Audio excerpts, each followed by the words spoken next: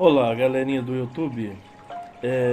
Hoje eu vim fazendo um vídeo diferente, né, para postar aqui no meu próprio canal que eu já tenho de matemática, que eu já venho fazendo alguns vídeos, né, só com conteúdo de matemática.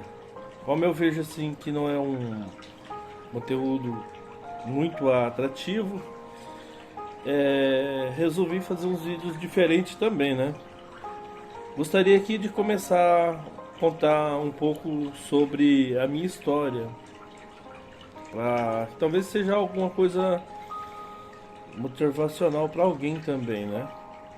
É, Hoje sou um professor, né, graduado em matemática e assim,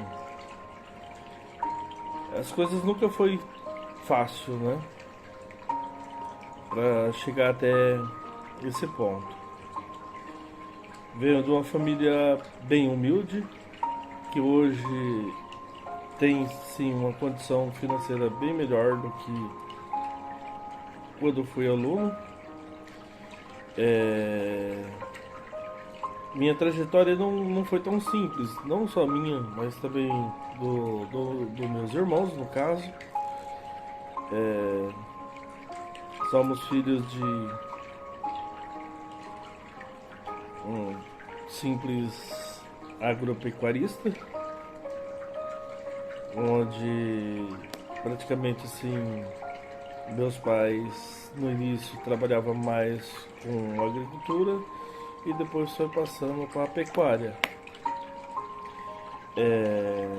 Durante esse período que eu frequentava a escola, eu e meus irmãos, né, no caso, fazia uma trajetória mais ou menos de quase 2 quilômetros a pé para poder pegar uma condução até para chegar à cidade, onde eles faziam um trajeto depois de 17 km, né? 17 quilômetros. É, Nessa época, a condição era o seguinte: quando tinha um carro disponível bom, a gente vinha para a escola. Quando não tinha, a gente tinha que esperar até poder como desarrumar e ter alguma condição para nos buscar. Às vezes a gente vinha um mês, faltava alguns dias, às vezes a gente vinha alguns dias, faltava talvez meses, e assim por diante. Mas nunca desistimos de, como diz, fazer,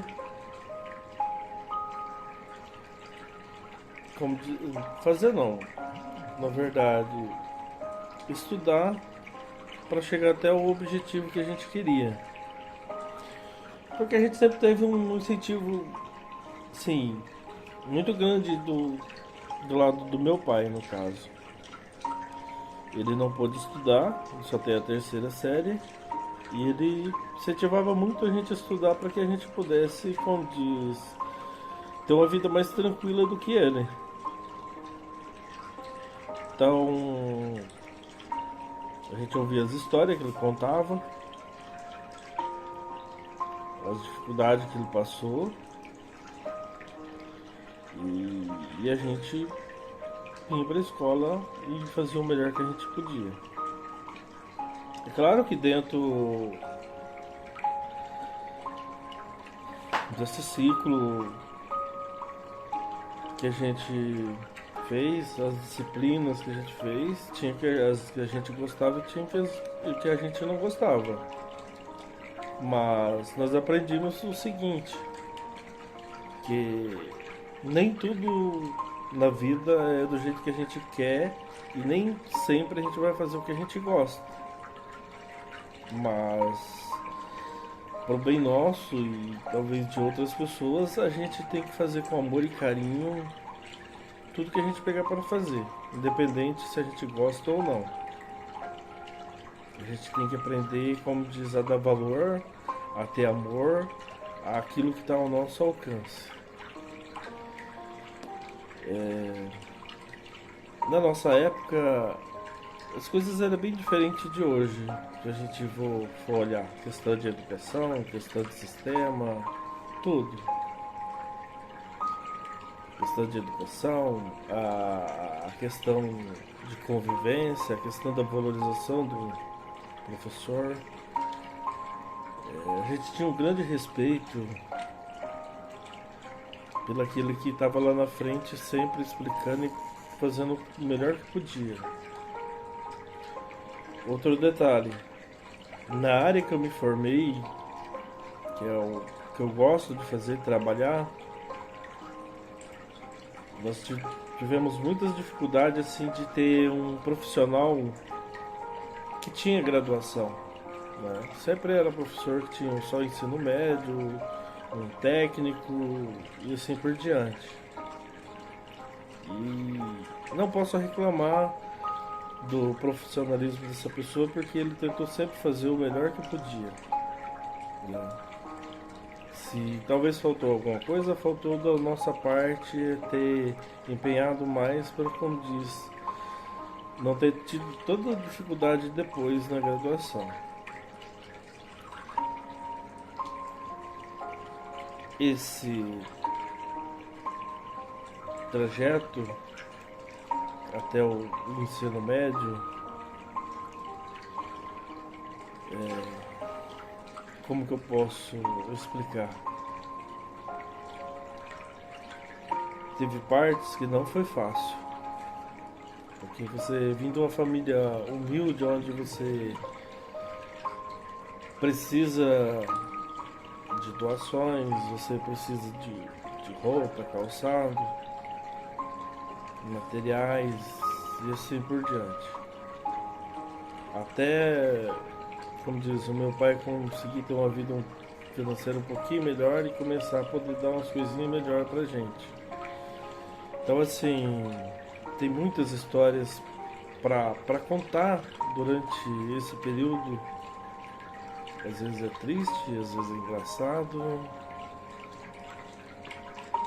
E no final tudo é gratificante. Então eu acho, não é questão de achar, né? Perceber hoje, pelas observações, que talvez falta muito isso para as novas gerações, onde tem as coisas com muita facilidade, não se entende o porquê, o motivo e assim por diante. Então, pelas dificuldades a gente valorizava muito, pelas histórias, pelas vezes os esforços que os nossos pais faziam por nós para estar onde nós estávamos. Assim, a gente ter atingido um objetivo, mesmo estando numa expectativa tão baixa que ninguém valorizaria ou acreditaria que a gente chegasse aonde a gente chegou, né? Hoje eu digo o seguinte, não é que nada é tão difícil que a gente não possa alcançar, nada é, como dizer, impossível para a gente sonhar, imaginar e realizar. Só que tudo depende de apenas um detalhe. A gente escolher, focar e insistir até chegar ao final daquele objetivo que a gente quer. Porque é muito fácil para desistir e muito difícil para continuar. Então assim, hoje olhando para trás, cada objetivo que a gente atinge, se a gente parar para perceber, A gente sempre teve alguém lá, levantando e nos guiando. Primeiro, é claro, é Deus, mas segundo é os nossos pais. Que eles nunca desistem, eles acreditam, têm fé na gente e creio que eles morrem acreditando no legado que eles deixam. Às vezes desviamos desses caminhos, fazemos tudo errado, diferente, mas um dia acabamos acordando, olhando para frente, vendo quanto eles nos amaram para colocar num caminho que era certo e a gente estava no incerto. Aí a gente vê quanto a gente perdeu, talvez, da vida. Só que mesmo assim não é tarde pra gente começar. É triste a gente olhar hoje, muitas vezes, quantos jovens, né, não valoriza o trabalho dos seus pais, o esforço para colocar ali, talvez para ter uma vida melhor. Então, diante de contar a história, diante de que talvez nos próximos vídeos eu venha trazer mais fatos para mostrar. Um ponto. Me tornei um professor de matemática. Aquele professor que eu vejo assim, todos os alunos quando já olham lá de longe, eles pensam, lá vem o professor de matemática, né? Pela matéria é o cara mais chato que existe, eu creio que na escola. Aquela história a gente começa com números, vai misturando com letras e assim por diante, onde a gente tem as continhas de mais, de menos, multiplicação, divisão, depois vem as expressões onde se mistura tudo e depois chega nas equações, né? Primeiro grau, segundo grau, as funções e assim por diante. Então não é talvez algo tão legal para estar na escola, tá fazendo. Só que é essencial. É essencial para a construção da sociedade, a construção de um cidadão e a organização, como diz, da vida de cada um, né? Se todos parassem para pensar, pelo, pelo menos daria valor para estudar, para ter pelo menos aquele básico para conseguir sobreviver dentro da sociedade, onde não depender de outras pessoas e talvez também não ser prejudicado durante a sua trajetória por falta de conhecimento. Porque conhecimento, querendo ou não quer tudo, mas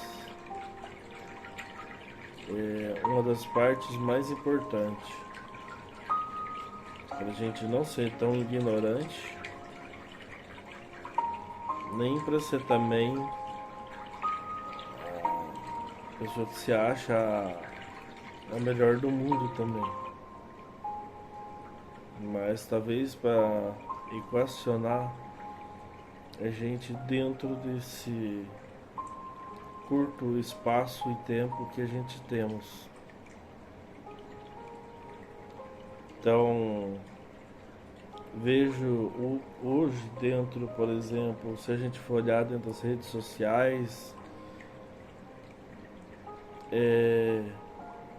os temas de educação são os menos valorizados, é o que você vê, tem menos curtida, menos pessoas que seguem, menos pessoas que assistem, assim por diante. Se você for olhar um vídeo, por exemplo, de piada, isso você vê que, como diz, tem muito mais valor. Ou talvez uma mentira, qualquer coisa, tem muito mais valor para as pessoas às vezes poder seguir essas coisas por diante. Espero poder começar a fazer a diferença para que a gente possa mudar um pouquinho isso. Então, assim, é claro que a intenção minha também é não só ter dentro do canal de matemática, ter só conteúdo de matemática, com o conteúdo, por exemplo, da minha trajetória, para que todos pudessem ter um olhar diferente e às vezes tomar uma decisão diferente para seguir sua vida e às vezes lá no final até agradecer por ter escutado um conselho, é, ter escutado, como diz vamos dizer assim, uma história para você se inspirar e continuar, né? Mas também para contar as partes engraçadas, porque assim, vamos dizer, a profissão de um educador, ou seja, eu preferiria chamar de professor, né? Que educador seria uma responsabilidade muito grande, porque não seria só, como diz, ensinar o conhecimento, colocar a pessoa como cidadão e instruir para ela ser, como diz, um cidadão e conviver entre sociedade. Seria educar também como pai e mãe, como pais e mães, né? E por mais que isso hoje está praticamente sendo quase a nossa responsabilidade, né? Muitos pais não se dão conta do papel, da importância dos seus filhos, aonde acaba largando para a escola fazer esse papel de estar educando ele. Mas não vem o caso. Então, assim, é um papel que não é muito fácil, porque se a gente for olhar, um professor ele não é muito valorizado hoje pela sociedade, né? O cara tá ali, ele às vezes tem que aguentar, por exemplo, no mínimo 25 a 30 e poucos alunos dentro de uma sala de aula. Então, às vezes é o ponto da gente colocar para os pais também olhar um pouquinho que às vezes ele com um ou dois ele não está dando conta. Agora imagina uma pessoa que tá lá numa sala de aula que não é pai dessas crianças e tem que aguentar todas elas junto no mesmo espaço, né? É trabalhoso. Não é que o salário, por exemplo, de um professor é ruim, mas eu acho que no Brasil tem muitas coisas erradas, onde chega ao ponto de um salário de um trabalhador não ser o suficiente para tratar sua família. E eu creio que um professor deveria ter um salário digno para, como diz, aí uns 2, 3 anos ter sua casa própria, seu carro pelo menos popular para poder andar, para ter um conforto pelo trabalho que teve, esforço para estudar, para chegar àquele ponto e depois virar educador. Tá dedicando sua vida ali. Porque um professor não é só as 30 horas que ele vai lá dentro de sala de aula. Fora de sala de aula, ele continua sendo o mesmo professor. Fora, como diz, as horas que tem disponibilizadas não é o suficiente para ele fazer todo o papel que ele precisa lá dentro. Relação diária, fazer formação, atender alunos em horário fora de aula para poder dar um reforço, para poder estar melhorando.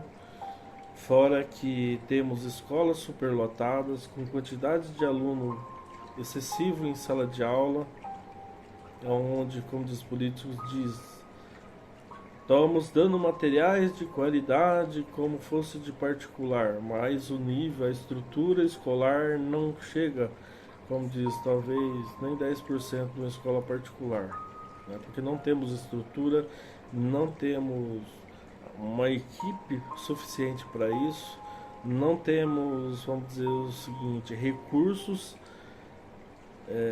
por mais que tenha uma apostila e um professor para talvez aí, vamos dizer, 30, 30 e poucos alunos. Aonde tem alunos que necessitam do acompanhamento do professor. Eu lhe pergunto como que você vai acompanhar particularmente 30 e poucos alunos dentro de, como diz, de 1 hora, 2 horas no máximo. E muitas vezes, se você for tentar fazer isso, vai ficar tempo ocioso para alguns que talvez vai conseguir fazer, que vai começar a bagunça e você vai ter que ter, como diz, material recorrente para esses um a mais e assim por diante, onde acaba dificultando esse trabalho. Então, assim, é muito fácil falar muitas coisas, mas é difícil estar lá dentro fazendo esse papel, né? É fácil querer planejar uma educação sem colocar os pés dentro de uma escola e lidar com alunos.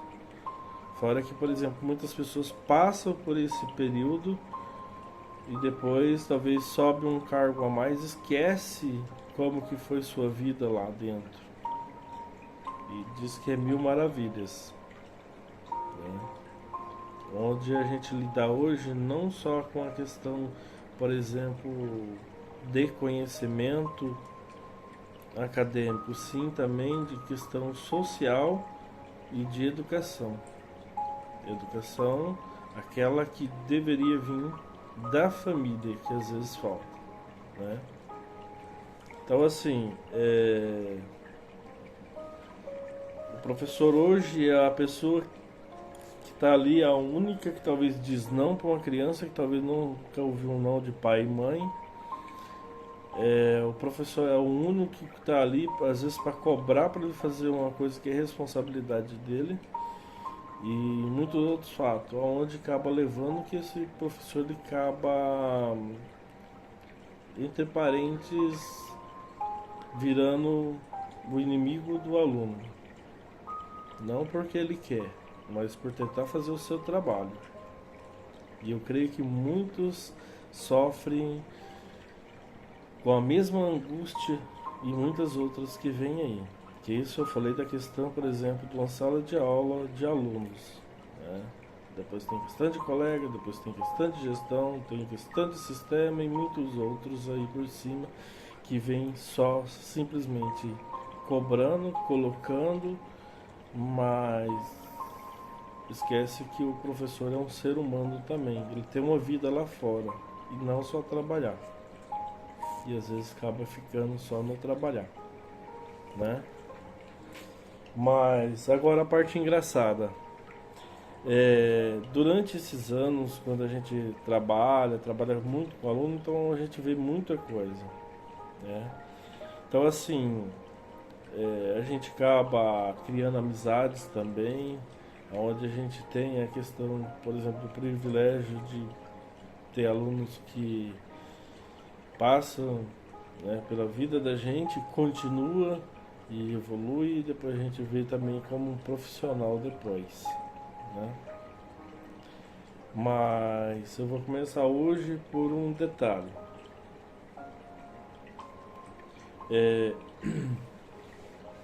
O professor da matemática é o conhecido o carrasco, como diz da sala de aula, né?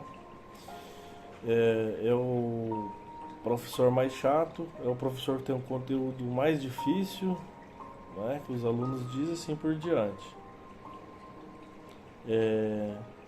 Outro detalhe é o seguinte: muitos alunos que a gente vê na escola que ele vai lá por, como eles dizem, somos obrigados a estar aqui.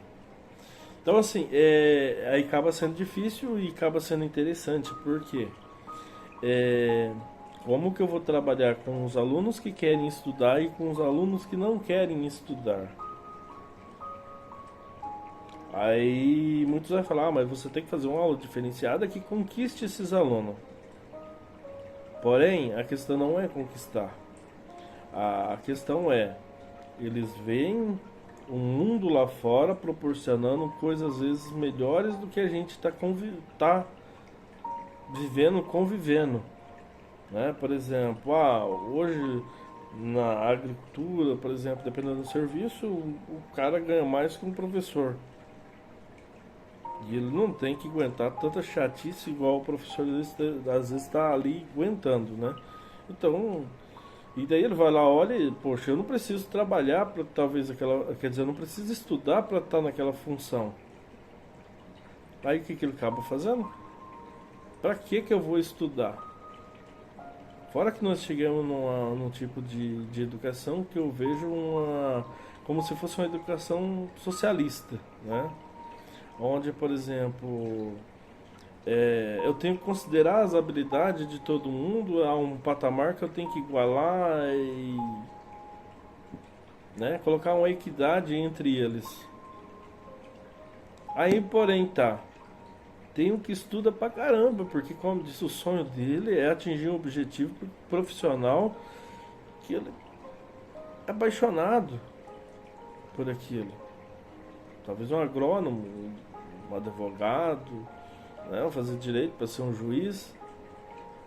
Mas daí tem aquele um que também não tem muita importância, não quer, né, não sabe matemática, não tem interesse de aprender, não quer aprender. Mas amanhã, né, no próximo ano, ele tá lá, o coleguinha dele também tá, sem fazer o mesmo esforço. O que acontece? Ele começa a parar de estudar, porque se meu colega veio, para que eu vou me esforçar se o ano que vem, sem esforço, eu vou estar lá também? Então, essa parte de educação, ela ficou uma teoria, como diz assim, que mal implantada, né? Não sei nem se para nossa sociedade ela é viável, porque nós somos brasileiros, onde é, precisamos de regras, precisamos de limite, precisamos de cobrança, porque às vezes nós deixamos de fazer se a gente não tiver a cobrança, se a gente não tiver a regra e assim por diante. Então, quando eu coloco uma pessoa de direitos, só que eu passo a esquecer de cobrar os seus deveres, por mais que ele tenha, acaba sendo complicado. Porque se eu posso fazer o que eu quiser, eu vou fazer o que eu quiser. Se para um adulto às vezes é difícil a gente se organizar, fazer alguma coisa que a gente não tem uma regra para fazer aquilo, a gente pode fazer o que a gente quer, às vezes a gente acaba abandonando aquilo porque não tem uma cobrança, não tem. Imagina uma criança, um adolescente, né? Então assim, uma coisa que eu vou deixar aqui bem claro. Eu creio que todos os professores eles estão cansados, estão já estressados e muito mais. Aí você chega num dia que você já está cansado na sexta-feira pedindo, como diz, para ela terminar para poder, como diz, descansar. Aí seu horário é na pior sala de aula, ou seja, onde os alunos, como diz, não tem limite de educação nenhuma. O professor ele já entra, como diz, rezando para que acabe a aula dele, né? Isso é fato, né? É uma brincadeira que acaba sendo fato também, realidade. Aí você chega lá na sala de aula, geralmente tem o aluno, como diz, que quase não aparece. O dia que ele aparece, você olha, o bicho aparece que tá com o capeta incorporado. Aí você já falou, hoje minha aula vai ser aquela. Quando você termina a aula, você chega na sala dos professores que você ouve. Graças a Deus, eu sobrevivi. Porque está sendo uma sobrevivência. Então, eu espero, né, trabalhar e continuar conversando, contando talvez alguns fatos e mostrando como que é a nossa realidade, que não é fácil. Então, tchau, até o próximo vídeo. Aproveite. E como diz, escreva aí, dê sua opinião, dê dicas talvez de coisas que a gente pode estar falando sobre a questão da sala de aula. Nós temos ideias aí para falar também sobre as provas, as notas E essa questão de respostas que são muito iradas, a gente pode estar trazendo no canal. Até a próxima.